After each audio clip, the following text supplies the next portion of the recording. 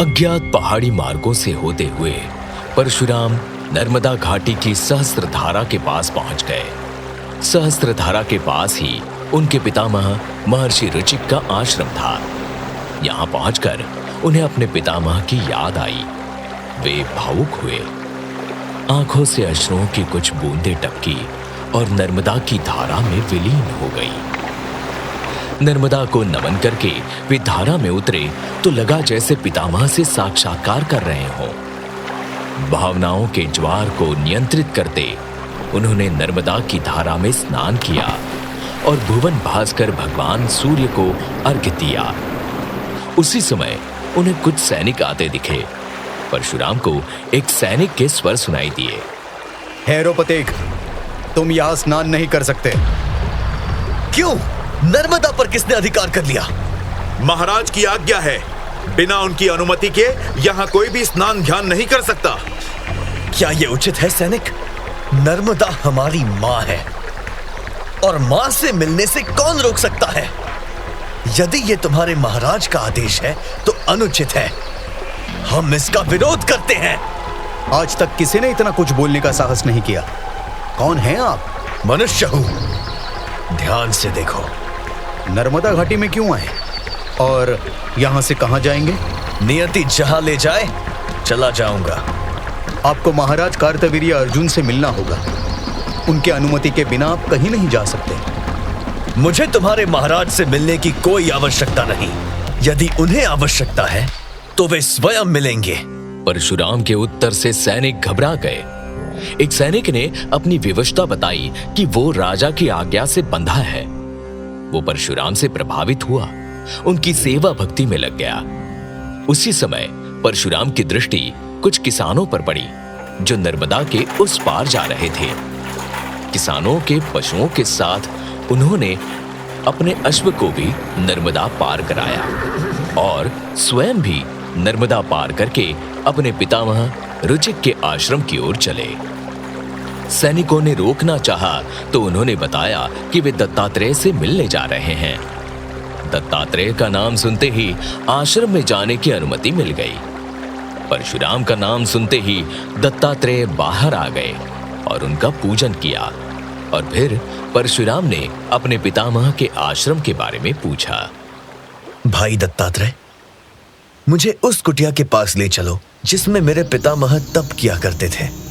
मैं उस समय बहुत छोटा था जब यहाँ आया था। यही तो है वो कुटिया, किंतु अभी तो जीर्ण शीर्ण अवस्था में है। यहाँ आपका रहना कठिन है परशुराम। वर्षों से इसकी साफ सफाई नहीं हुई। भावनाओं का सुविधाओं से कोई संबंध नहीं है दत्तात्रेय। इस कुटिया में मेरे पितामह की आत्मा बसी है। मुझे यहाँ उनके सांसों की अनुगुंज सुनाई दे रही है। मैं यही रहूंगा। तो ठीक है, मैं इसे साफ करा देता हूं। दत्तात्रेय के भक्तों ने महर्षि ऋचिक के कुटिया को निवास योग्य बना दिया। उन्होंने उसी कुटिया को अपना निवास स्थान बनाया। लोग मिलने के लिए आने लगे। उनके आने की सूचना पूरे नगर में आग की तरह फैल गई। सहस्त्रार्जुन की पत्नी देवी मीनाक्षी परशुराम के आगमन से प्रसन्न हुई और तत्काल पंडित दीनानाथ के साथ रथ पर सवार होकर ऋचिक आश्रम पहुंची। उनके आगमन का उद्घोष हुआ। सावधान! महेशमती सम्राट महाराज सहस्त्रार्जुन की भार्या महारानी मीनाक्षी पंडित दीनानाथ के साथ महर्षि ऋचिक पौत्र जमदग्नि पुत्र परशुराम के दर्शनार्थ पधार रही हैं। जमदग्नि पुत्र पूज्य परशुराम को मीनाक्षी देवी का प्रणाम स्वीकार हो। मैं आपके पुत्र के समान हूँ। आप मुझे पूज्य कहकर लज्जित ना करें। आप ऋषि पुत्र हैं और ऋषि पुत्र हमारे लिए सदैव पूज्य हैं। आपने अपने पूर्वजों के आश्रम में पधार कर बड़ा अनुग्रह किया। मेरे साथ पंडित दीनानाथ हैं। इनकी ढेर सारी यादें इस आश्रम से जुड़ी हैं।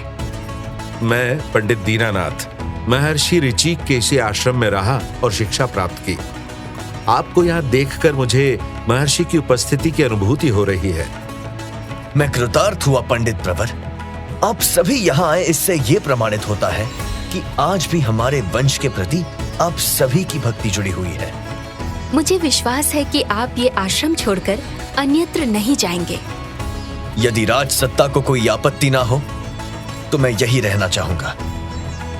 राज सत्ता को क्या आपत्ति हो सकती है?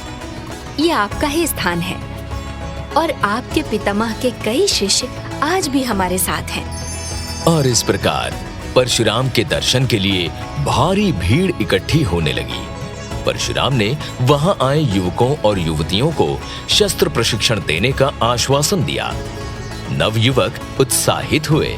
महारानी मीनाक्षी के विश्वास पात्र पंडित दीनानाथ का आत्मबल बढ़ गया। महारानी मीनाक्षी परशुराम के रूप और गुण से प्रभावित हुई, किंतु महिष्मति के राजभवन में स्थितियां बदली हुई थी। महाराज का एक गुप्तचर प्रधान सेविका से उन्हें जगाने का बार बार निवेदन कर रहा था। आप महाराज को तत्काल जगाएं देवी, संकट की घड़ी है, उन्हें कुछ आवश्यक सूचना देनी है। ऐसा कौन सा संकट आ पड़ा है? महाराज विश्राम कर रहे हैं, इस समय उन्हें जगाना संभव नहीं है। तुम जाओ। मैं बिना सूचना दिए नहीं जा सकता। आपसे प्रार्थना है, राजहित में उन्हें तत्काल जगाया जाए। गुप्तचर के आग्रह पर प्रधान सेविका महाराज कार्तवीर्य अर्जुन के कक्ष में गई और दासियों को वीणा बजाने का संकेत किया। हल्की स्वर लहरियों के साथ मृदंग के स्वर फूटे। महाराज ने करवट बदली और फिर चैतन्य हुए।